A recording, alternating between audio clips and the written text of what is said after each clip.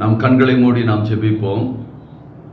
அன்பின் பிதாவே, நாங்கள் மீண்டும் அவருடைய சமூகத்தை நோக்கி பார்க்கிறோம். கர்த்தாவே, இந்த காலை நேரத்தில் மீண்டுமாய் எங்களை ஒருமனப்படுத்தி உம்மை நோக்கி பார்க்க என் ஆண்டவர் எங்களுக்கு கொடுத்த பெரிதான தருணத்திற்காக முதலாவது நாங்கள் நன்றி செலுத்துகிறோம். தேவ பிரசன்னம் எங்கள் மத்தியில் கடந்து வருவதாக. தேவ ஆவியானவர் இந்த நாளை எங்களுக்கு ஆசீர்வாதமான நாளாய் மாற்றி கொடுத்து எங்கள் வாழ்வில் இருக்கிற தீமைகள் எல்லாம் விலக்கி நன்மையான காரியங்களிலே எங்களுடைய வாழ்வு நகர்த்தப்படும்படியாய் உங்களுடைய அன்பின் கரத்தில் எங்களுடைய வாழ்வை நாங்கள் சமர்ப்பித்து நாங்கள் கடந்து போகிறோம். கர்த்தர் மாத்திரம் மகிமைப்படுவீராக. துதிகான மகிமையெல்லாம் உண்டாகட்டும். இயேசுவின் நாமத்தில் பிதாவே, ஆமென். கிறிஸ்துவுக்குள் பிரியமானவர்களே, ஆண்டவராகிய இயேசு கிறிஸ்துவின் நாமத்தில் எனது அன்பின் வாழ்த்துக்களை நான் தெரிவித்துக் கொள்கிறேன். மீண்டுமா இந்த காலை நேரத்தில் நம்மை ஒருமனப்படுத்தி தேவனுடைய வார்த்தைகளை தியானிக்கும்படியாக தேவன் நமக்கு கொடுத்திருக்கிற பெரிதான தருணத்திற்காக என் தேவனுக்கு நான் நன்றி செலுத்த நான் கடமைப்பட்டவனாய் இருக்கிறேன். துன்பங்கள் வரும்பொழுது, வேதனைகள் வரும்பொழுதெல்லாம் ஆண்டவரை கூப்பிடும் பொழுது அவர் நெருங்கி வந்து உதவி செய்கிற தேவனாய் இருக்கிறார். இந்த துன்பங்களும் வேதனைகள் வரும்பொழுது மனிதர்களை நாம் நாடியது உண்டு. ஆனால் கைவிடப்பட்ட நிலைமையில தான் நம்முடைய வாழ்வு தள்ளப்பட்டிருக்கிறது. ஆனால் ஆண்டவரை நெருங்கி கூப்பிடும் பொழுது அவர் நெருங்கி வந்து நம்முடைய வாழ்வை நமக்கு ஆசீர்வதித்து பாதையை காண்பித்து, மகனே மகளே இதுதான் பாதை, இது நடை என்று சொல்லி நம்மை வழிநடத்தி செல்லுகிற ஆண்டவராய் இருக்கிறார். அப்படி வழிநடத்தி செல்லுகிற ஆண்டவரை இந்த காலை நேரத்திலே அவருடைய வார்த்தைகளை தியானிக்கும்படியாகவும், இந்த நாளிலே நாம் நடக்க வேண்டிய வழியை நமக்கு கற்றுக் கொடுக்கும்படியாகவும் ஆண்டவர் நமக்கு பாராட்டின கிருபைக்காக என் தேவனுக்கு நான் நன்றி செலுத்த நான் கடமைப்பட்டவனாய் இருக்கிறேன். நாம் அனைவரும் ஒன்று சேர்ந்து ஒரு சில வேத வசனங்களை தியானிக்க இருக்கிறோம். ஆகவே நாம் அனைவரும் பரிசுத்த வேதாகமத்தை நாம் எடுத்துக்கொள்வோம். 1 பேதுரு 5வது அதிகாரத்தை எடுத்துக்கொள்ளலாம். 1 பேதுரு 5வது அதிகாரம், அதில் 7வது வசனத்தை நாம் ஒன்று சேர்ந்து நாம் வாசிப்போம். அவர் உங்களை விசாரிக்கிறவரானபடியால் உங்கள் கவலைகளை எல்லாம் அவர் மீது வைத்து விடுங்கள். அவர் உங்களை விசாரிக்கிற தேவனாய் இருக்கிறபடியினால் உங்கள் கவலைகளை அவர் மீது வைத்து விடுங்கள். விசாரிக்கிறவர் ஒருவர் உண்டு என்று சொன்னால், நம்மை புரிந்து கொண்டு, நம்முடைய மனதை அறிந்து கொண்டு, நம்முடைய எண்ணங்களை அறிந்து கொண்டு என்னை புரிந்து நடத்துகிறவர் ஒருவர் உண்டு என்று சொன்னால் அது ஆண்டவரை தவிர உலகத்திலே வேறு ஒருவரும் இருக்க முடியாது. உலகத்திலே நாம் எவ்வளவுதான் அன்பை காண்பித்து, எவ்வளவுதான் நேசித்து, எவ்வளவுதான் உதவிகளை செய்து ஒரு மனிதனோடு நம்முடைய வாழ்வை நகர்த்தினாலும் புரிந்து கொண்டார்களா என்று சொன்னால் அது சந்தேகம்தான். ஆனால் ஆண்டவர் மாத்திரம்தான் நம்மை புரிந்து கொண்டு நம்முடைய வாழ்வை நகர்த்தி செல்லுகிறவராயிருக்கிறார். ஆகவே அந்த ஆண்டவருடைய கரங்களிலே நம்முடைய பாரங்களை எல்லாம் இறக்கி வைத்து விடுவோம் என்று சொன்னால் நிச்சயமாக அந்த பாரங்கள், அந்த சுமைகள் நம்மை விட்டு அது விலகக்கூடியதாக இருக்கும். நம்முடைய வாழ்வு சந்தோஷத்தோடு பயணிப்பதற்கு அது ஏற்றதாய் இருக்கும் என்பதிலே எந்த விதமான மாற்று கருத்தும் கிடையாது. அதைதான் பேதுரு அழகாய் அவர் சொல்லுகிற காரியம். அவர் உங்களை விசாரிக்கிறவரானபடியினால் உங்கள் கவலைகள் எல்லாம் அவர் மீது வைத்து விடுங்கள். உங்கள் கவலைகள் எல்லாம் நீங்கள் அவர் மீது சொல்லிவிடுங்கள்.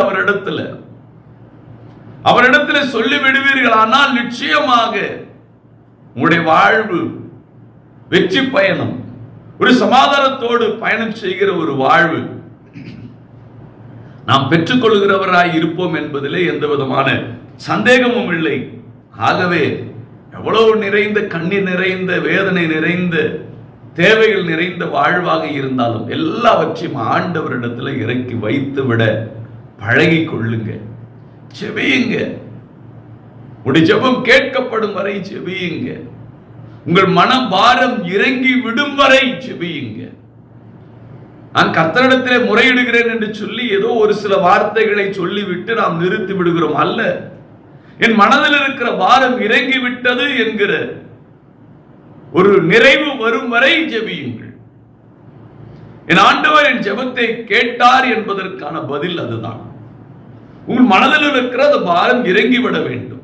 அப்படி ஜெபித்து பாருங்களேன். நிச்சயமாக ஒரு விடுதலையை பெற்ற ஒரு வாழ்வை நீங்கள் தொடருவதற்கு அது ஏற்றதாயிருக்கும் என்பதை நீங்கள் மறந்துவிட வேண்டாம். ஆகவே கர்த்தர் மேல் உன் பாரத்தை வைத்து விடுங்க. கர்த்தர் மீது உங்களுடைய பாரத்தை வையுங்க. அவர் உங்களை விசாரிக்கிறவராய் அவர் இருக்கிறார்.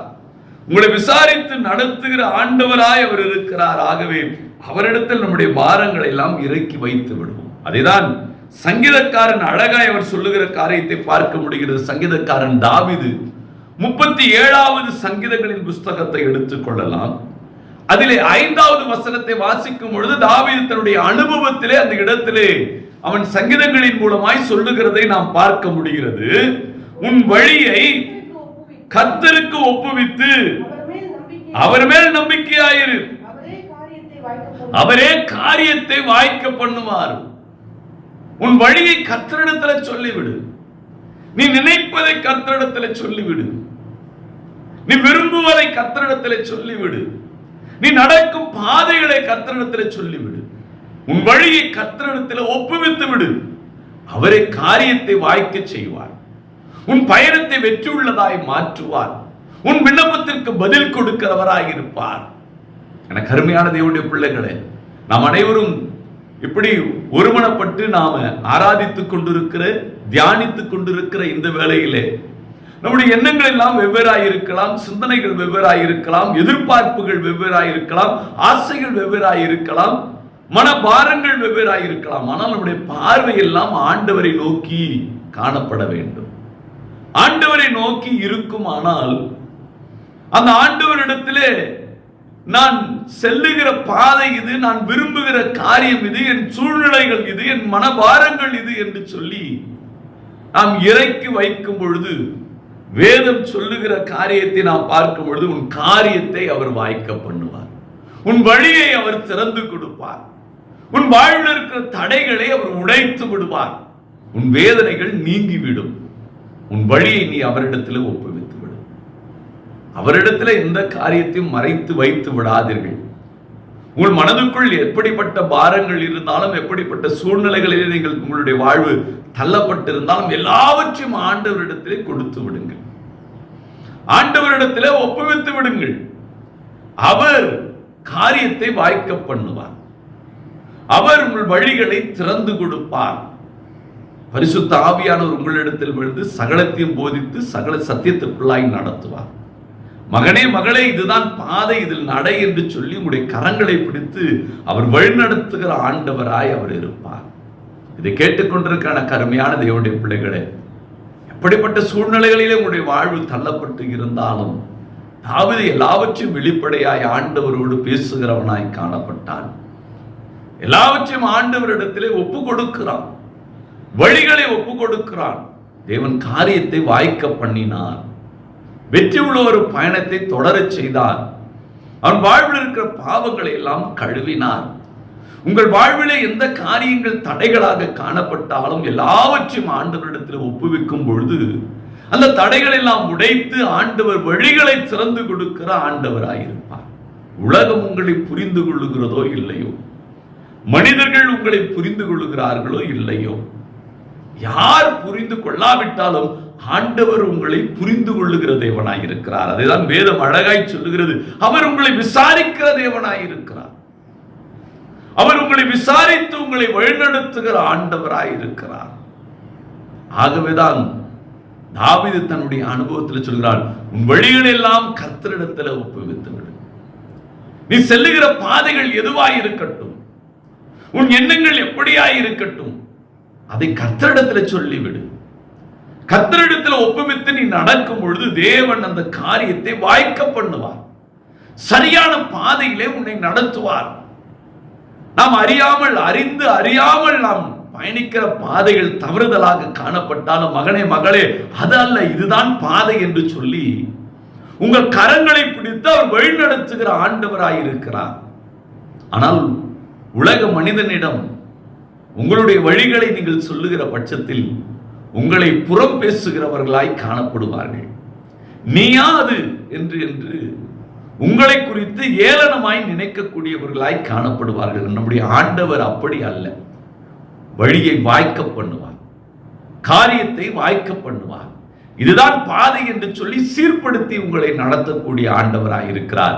ஆகவே உங்கள் வழிகளை கர்த்தரிடத்தில் ஒப்புவித்து விடுங்கள். கர்த்தர் உங்களை வழி நடத்துவார். கர்த்தர் உங்களை விசாரிக்கிறவராய் அவர் காணப்படுகிறார் என்பதை நீங்கள் அறிந்து கொள்ளுங்கள். உங்களை விசாரித்து நடத்துகிற ஆண்டவர் நம்முடைய ஆண்டவர்.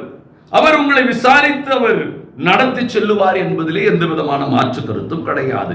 மத்தேயு 6வது அதிகாரத்தை எடுத்துக் கொள்ளலாம். மத்தேயு 6வது அதிகாரத்திலே 25வது வசனத்தை நாம் வாசித்து பார்க்கும் பொழுது அவர் சொல்லுகிறார், ஆகையால் எண்ணத்தை உண்போம் எண்ணத்தை குடிப்போம் என்று உங்கள் ஜீவனுக்காகவும் எண்ணத்தை உடுப்போம் என்று உங்கள் சரீரத்திற்காக கவலைப்படாதிருங்கள் என்று உங்களுக்கு சொல்லுகிறேன். ஆகாரத்தை பார்க்கிலும் ஜீவனும் உடையை பார்க்கிலும் சரீரமும் விசேஷித்தவைகள். என கருமையான தேவனுடைய பிள்ளைகளை, சில சமயங்களிலே ஆண்டவரிடத்தில் நம்முடைய பாரங்களை இறக்கி வைக்கும் பொழுது எது முக்கியம் என்பதை அறியாமல் சில சமயங்களிலே செபித்து விடுவது உண்டு. எது முக்கியம் ஆராய்ந்து பாருங்க. உலக வாழ்வுதான் முக்கியம் என்று சொல்லி அநேகர் நினைத்து உலக வாழ்வுக்காக போராடி ஜெபித்துக் கொண்டிருப்பார்கள். என கருமையான தேவனுடைய பிள்ளைகளை, ஒன்றை நீங்கள் அறிந்து கொள்ளுங்க. எது முக்கியம் என்பதை அறிந்து கொண்டு ஜெபியுங்க. கர்த்தரிடத்திலே நீங்கள் உங்கள் வழிகளை சொல்லுவதற்கும், கர்த்தரிடத்திலே அவர் விசாரிக்கிற தேவனாய் இருக்கிறாரே என்று சொல்லி அவரோடு நீங்கள் உறவாடுவதற்கும் அது ஏற்றதாய் இருக்கும். எது முக்கியம் என்பதை அறிந்து கொள்ளுகிற பட்சத்தில் வேதம் அழகாய் சொல்லுகிறது, ஆகாரத்தை பார்க்கிலும் ஜீவனும் உடைய பார்க்கிலும் சரீரமும் விசேஷித்தவைகள் என்று சொல்லுகிறது. உலக காரியங்களை காட்டிலும் என்னுடைய ஜீவன் முக்கியம். மரணம் சந்திக்கும் பொழுது அந்த ஜீவன் என்னை விட்டு பிரியுமானால் அது எந்த இடத்தை போய் சென்று அடைகிறது முக்கியம். ஆடைகளை காட்டிலும் என் சரீரம் அவர் வாசமாய் இருக்கிற ஆலயம் இது முக்கியம். இது முக்கியமானதற்காக செபிக்க பழகி கொள்ளுங்க. வேதம் அழகாய் சொல்லுகிறது, முதலாவது தேவனுடைய நீதியும் ஒரு ராஜ்யத்தின் தேடு, எல்லாம் உங்களுக்கு கொடுக்கப்படும். எதுவும் இல்லை என்று தேவன் குறை உள்ளவர்களாய் உங்களுடைய வாழ்வை அவர் நகர்த்துவது கிடையாது. நிலை உள்ளவர்களாய் உங்களுடைய வாழ்வை அவர் நகர்த்தக்கூடியவராய் இருக்கிறார். ஆகவே எது முக்கியம் என்பதை அறிந்து கொண்டு நீங்கள் ஜெபிப்பீர்கள். ஆனால் உங்களுடைய தேவை என்ன என்பதை அறிந்து எந்த நேரங்களிலே எந்த சூழ்நிலைகளிலே எதை கொடுத்தால் அது உங்களுக்கு அது ஆசீர்வாதமாய் இருக்கும், அது சந்தோஷமாய் இருக்கும், அது சமாதானத்தை கொடுக்கும் என்பதை ஆண்டவர் அறிந்திருக்கிறார். அவர் உங்களை விசாரிக்கிறவர். என கருமையான தேவனுடைய பிள்ளைகளை, உங்கள் நிலைகளை விசாரித்து நடத்துகிற ஆண்டவர். முக்கியம் எது என்பதை அறியாமல் பயணிப்பதனால் தான் இந்த தடுமாற்றம். முக்கியமானதை விட்டுவிட்டோம், ஜீவனை விட்டுவிட்டோம், சரீரத்தை விட்டுவிட்டோம். வாழ்க்கையில தேவனுடைய பிரசன்னத்தையும் நாங்கள் இழந்து விடுகிறோம். ஆனால் உலகத்தில் இருக்கிற நன்மைகளை மாத்திரம், சிற்றின்பங்களை மாத்திரம் நாம் தேடி ஓடுகிறோம். இதுதான் நம்முடைய வாழ்க்கையிலே பல நாட்களாக ஜெபித்தாலும், பல நாட்களாக ஆண்டவரோடு உறவாடினாலும் அந்த நன்மையை பெற்றுக்கொள்ள இயலாமல் நாம் போகிறோம். ஆகவே என கருமையான தேவனுடைய பிள்ளைகளை, எது முக்கியம் என்பதை அறிந்து கொண்டு ஜெபிக்கும் பொழுது உண்மையாக ஒரு நிறைவான ஒரு சந்தோஷத்தினாலும் சமாதானத்தினாலும் நிரப்பப்பட்ட ஒரு வாழ்வாக நம்முடைய வாழ்க்கையினுடைய பயணம் நகர்த்தப்படுவதற்கு அது ஏற்றதாக இருக்கும். எது முக்கியம் என்பதை அறிந்து கொண்டு ஜெபிப்பது ஆவிக்குரியவர்களாயிருக்கிற நமக்கு, ஜெபிக்கிறவர்களாயிருக்கிற நமக்கு அது பிரயோஜனமாயிருக்கும். எது முக்கியம் என்பதை அறிந்து கொண்டு ஜெபியுங்க. கர்த்தர் உங்களுடைய வாழ்வை ஆசீர்வதிப்பார். இந்த நாள் உங்களுக்கு ஒரு ஆசீர்வாதமான நாளாக இருக்கும் என்பதிலே எந்த விதமான மாற்று கருத்தும் இல்லை. கர்த்தர் உங்களை ஆசீர்வதிக்கக்கூடிய தேவனாய் இருப்பார். எடுத்துக்கொள்வோமே, எபிரேயருக்கு எழுதும் போது அவர் அழகாய் சொல்கிறார். எபிரேயர் 13வது அதிகாரத்தை எடுத்துக்கொள்ளலாம். எபிரேயர் 13வது அதிகாரத்திலே 5வது வசனத்தை வாசிக்கும் பொழுது அவர் சொல்லுகிறார், நீங்கள் பண ஆசை இல்லாதவர்களாய் நடந்து உங்களுக்கு இருக்கிறவைகள் போதும் என்று எண்ணுங்கள். நான் உன்னை விட்டு விலகுவதும் இல்லை, உன்னை கைவிடுவதும் இல்லை என்று அவர் சொல்லி இருக்கிறார். போதும் என்கிற மனம் முதல்ல வேண்டுங்க. நல்ல ஒரு வாழ்க்கை கொடுத்திருக்கிறார். நன்றாக யோசித்து பாருங்க. நாம் கொண்டிருக்கிற வாழ்வை காட்டிலும் விழுந்து போனவர்கள் எத்தனையோ பேர், ஏழைகள் எத்தனையோ பேர், இல்லாதவர்கள் எத்தனையோ பேர். அவர்களுக்கெல்லாம் இல்லாதது என் ஆண்டவர் எனக்கு கொடுத்திருக்கிறார். முதல்ல சந்தோஷப்பட கற்றுக்கொள்ளுங்க. தேவன் கொடுத்ததை நினைத்து தேவனை புகழ்ந்து பாட கற்றுக்கொள்ளுங்க. ஆலயத்துக்கு செல்லும் பொழுது தேவன் எனக்கு இவ்வளவு ஜீவனை கொடுத்திருக்கிறாரே, தேவனை ஆராதிப்பதற்கான ஒரு வழிவாசல்களை திறந்து கொடுத்திருக்கிறாரே, நினைங்க. அந்த தேவனை ஆராதிக்க முடியாதபடி எத்தனையோ பேர் விழுந்து போயிருக்கிறாங்க. ஆண்டவர் எனக்கு கிருபையாய் கொடுத்திருக்கிறார். நினைங்க, போதும் என்று நினைங்க. நமக்கு எவ்வளவு கொடுத்தாலும் போதாது இல்லையா? கொடுத்திருக்கிறார், ஸ்தோத்திரம் சொல்லுங்க. கர்த்தர் அதை ஆசீர்வதிப்பார். கொடுத்ததற்காக சந்தோஷப்படுங்க. இந்த வாழ்வு கூட இல்லாமல், இந்த ஆரோக்கியமான வாழ்க்கை பயணம் கூட இல்லாமல், இந்த சந்தோஷம் கூட இல்லாமல் எத்தனையோ பேர் மரண கட்டுகளிலும் பிசாசுடைய பிடியிலும் அழிவின் பாதையிலும் விழுந்து போயிருக்கிறார்கள். கர்த்தர் நமக்கு கொடுத்திருக்கிறார். போதும் ஆண்டவரே, உமக்கு நன்றி என்று நன்றி செலுத்த பழகிக் கொள்ளுங்க. தேவனிடத்தில் நீங்கள் விசாரிக்கிற தேவன் தான் உங்கள் குறைகள் எல்லாம் அவர் கொடுப்பார். ஆனால் எதை கேட்பது என்று தெரியாமல் ஓடுகிறோம், எப்படி ஜெபிப்பது என்று தெரியாமல் ஓடுகிறோம். இன்னும் குறைவுள்ளவர்களாகவே நம்மை ஆண்டவருக்கு முன்பாக நிறுத்துகிறோம். நல்ல ஜெபாவை ஊற்றிருக்கிறார், கர்த்தருக்கு ஸ்தோத்திரம். நல்ல தரிசனங்களை கொடுத்திருக்கிறார், கர்த்தருக்கு ஸ்தோத்திரம். நல்ல வெளிப்பாடுகளை கொடுத்திருக்கிறார், கர்த்தருக்கு ஸ்தோத்திரம். நல்ல ஊழியத்தை கொடுத்திருக்கிறார், கர்த்தருக்கு ஸ்தோத்திரம். அதை கொடுத்ததை சந்தோஷமாய் செயல்படுத்துங்க. அதை கர்த்தருக்கென பயன்படுத்துங்க. கொடுத்ததெல்லாம் வாங்கி பீரோல வைத்து அதை பூட்டி வைத்துக் கொண்டு இன்னும் இல்லாதவர்களைப் போலவே ஆண்டவரிடத்தில் வந்து நாம் நின்று விடுகிறோம். எனக்கு அருமையான தேவனுடைய பிள்ளைகளே, போதும். ஆண்டவர் கொடுத்ததை பயன்படுத்துங்க. நீங்கள் சரியாக பயன்படுத்தும் பொழுது பயன்படுத்தாதவருடைய கரத்தில் இருக்கிற தானந்துகள் உங்களை வந்து சேரும். நீங்கள் கேட்க தேவையில்லை, நிச்சயமாய் வந்து சேரும். நீங்கள் பயன்படுத்த பயன்படுத்த அந்த வரங்கள் பெருகும், அந்த ஆசீர்வாதங்கள் பெருகும். இருப்பதை பயன்படுத்தாமல் நாம் என்ன செய்து விடுகிறோம்? இன்னும் வேண்டும் என்று கேட்கிறோம். நல்ல வாழ்வு, நல்ல குடும்பம், நல்ல வருமானம், நல்ல சுகபலன், அதை சரியாய் பயன்படுத்து, அதை சந்தோஷமாய் பயன்படுத்து. இன்னும் ஆண்டவர் கொடுப்பார். நாம் அதை பயன்படுத்தாமலே இன்னும் வேண்டும் வேண்டும் என்று கேட்டுக்கொண்டிருக்கிறோம். போதும் என்று நினையுங்க. எனக்கு அருமையான தேவனுடைய பிள்ளைகளை, கர்த்தர் எனக்கு கொடுத்திருக்கிறது, அது ஒரு தேவனுடைய கிருபை என்று நினையுங்க.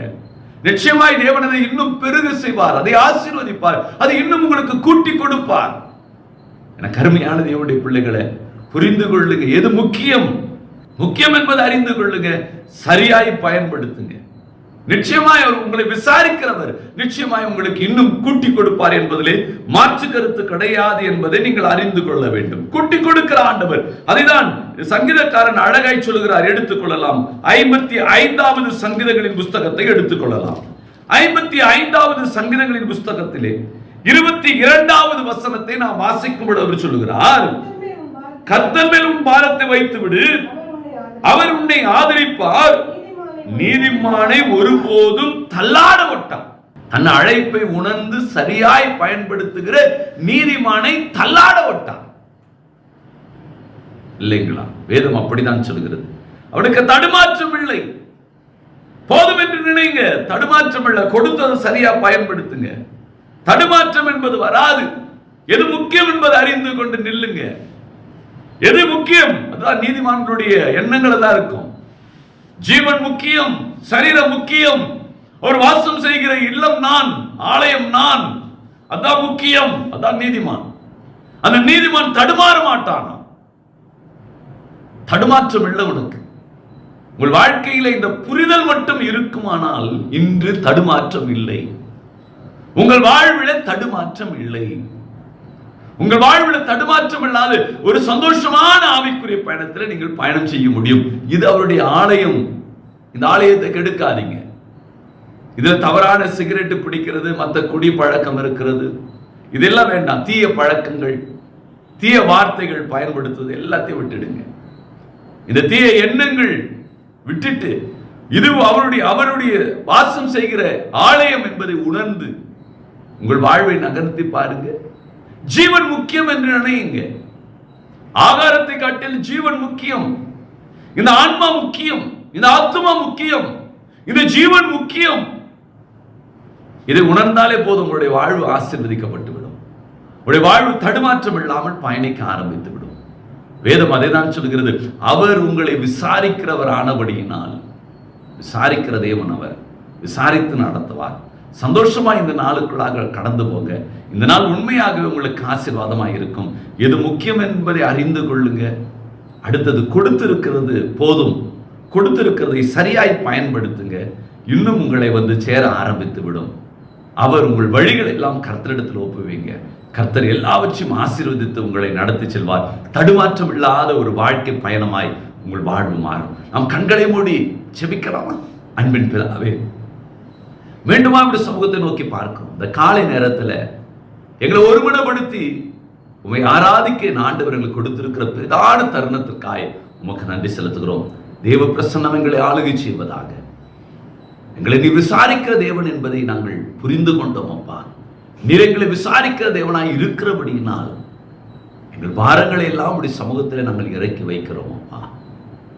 எங்களை நடத்துங்க, காரியங்களை வாய்க்க செய்யுங்க கர்த்தாவே. எது முக்கியம் என்பதை நாங்கள் அறிந்து கொள்ள வேண்டும். கொடுத்திருப்பதை நாங்கள் சரியாய் பயன்படுத்த வேண்டும். இந்த இரண்டு குணாதிசயங்களோடு எங்களுடைய வாழ்வை நகர்த்தி பின்பு எங்கள் பாரங்கள் இருக்குமானால் அவைகளை நாங்கள் உடைய சமூகத்தில் இறக்கி வைக்கும் பொழுது தடுமாற்றமில்லாத ஒரு வாழ்வை எங்களுக்கு கொடுக்கிற ஆண்டவராய் இருக்கிறீரே, உமக்கு நாங்கள் நன்றி செலுத்தும். எங்கள் வாழ்வை தடுமாற்றம் இல்லாமல் எங்கள் வாழ்க்கை பயணத்தை என் ஆண்டவர் நடத்தி செல்லும்படியாய் ஜெபிக்கிறோம். எல்லாவற்றும் உடைய சமூகத்தில் இறக்கி வைக்கிறோம். எங்கள் வழிகளை இறக்கி வைக்கிறோம். எங்கள் மனபாரங்களை இறக்கி வைக்கிறோம் அப்பா. என் ஆண்டவர் தடுமாற்றமில்லாத வாழ்வை எங்களுக்கு நீர் கொடுக்கும்படியாய் ஜெபிக்கிறோம். கர்த்தர் இந்த நாளை ஆசீர்வதிங்கப்பா. இந்த நாளில் எங்களுடைய குடும்ப அங்கத்தினர்களுக்காய் ஜெபிக்கிறோம்.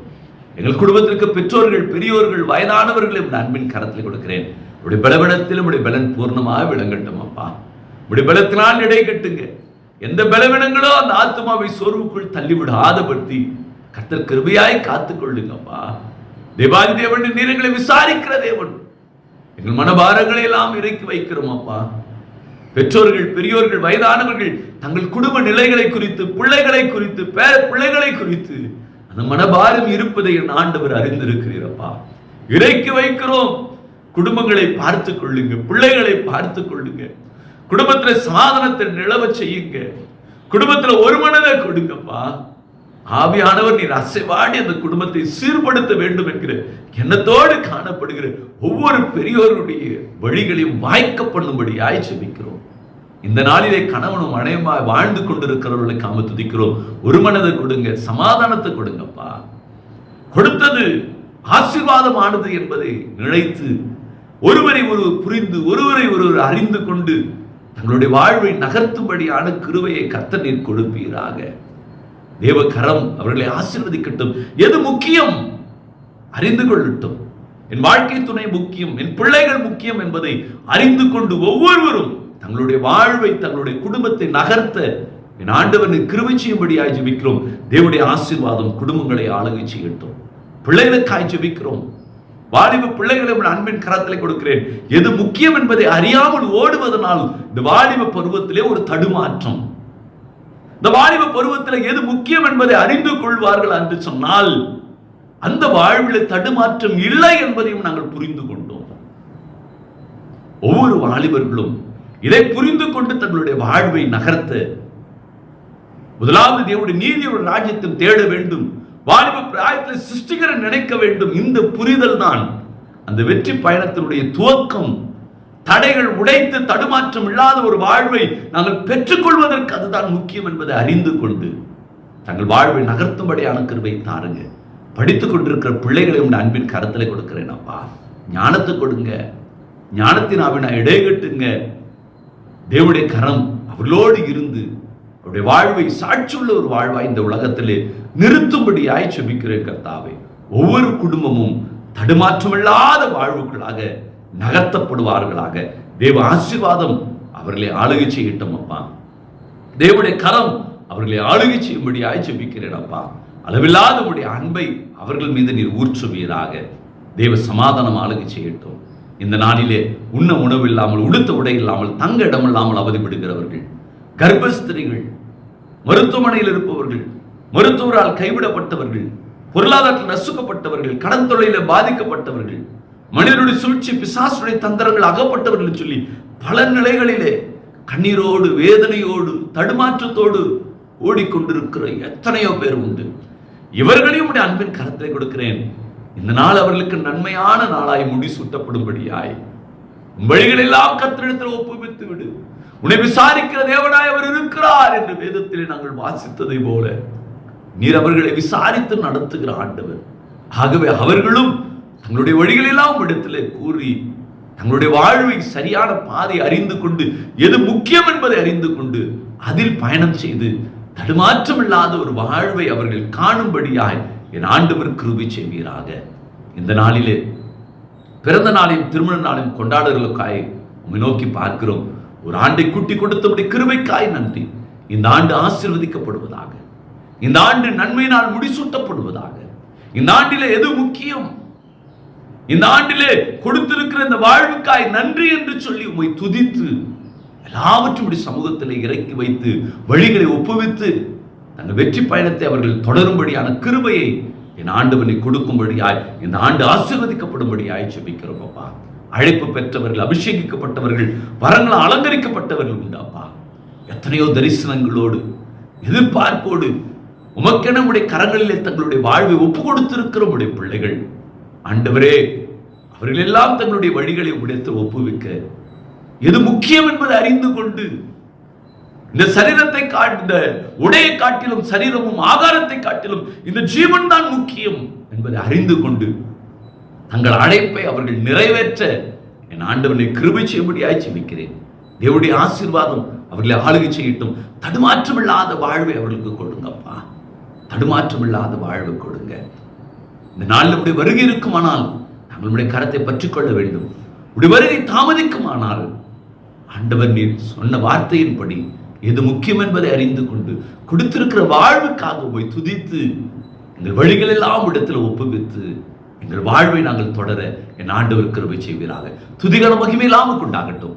இயேசுவின் நாமத்தில் பிதாவே, ஆமென். என் ஆத்துமாவே கர்த்தரை ஸ்தோத்திரி, என் முழுமையோட பரிசுத்த நாமத்தை ஸ்தோத்திரி. என் ஆத்துமாவே கர்த்தரை ஸ்தோத்திரி. அவர் செய்த சகல உபகாரங்களையும் மறவாதே. அவர் உன் அக்கிரமெல்லாம் மன்னித்து நோயெல்லாம் குணமாக்கி உன் பிராணன் அழுக்கிழக்கம் விட்டு உன்னை கிருபையினால் விரட்டினாலும் முடிசூட்டி நன்மையினால் வாயை திருப்தி ஆக்குகிறார். கழுகுக்கு சமானமா வயது திரும்ப வாழ வயது போல ஆகிறது. ஆமென்.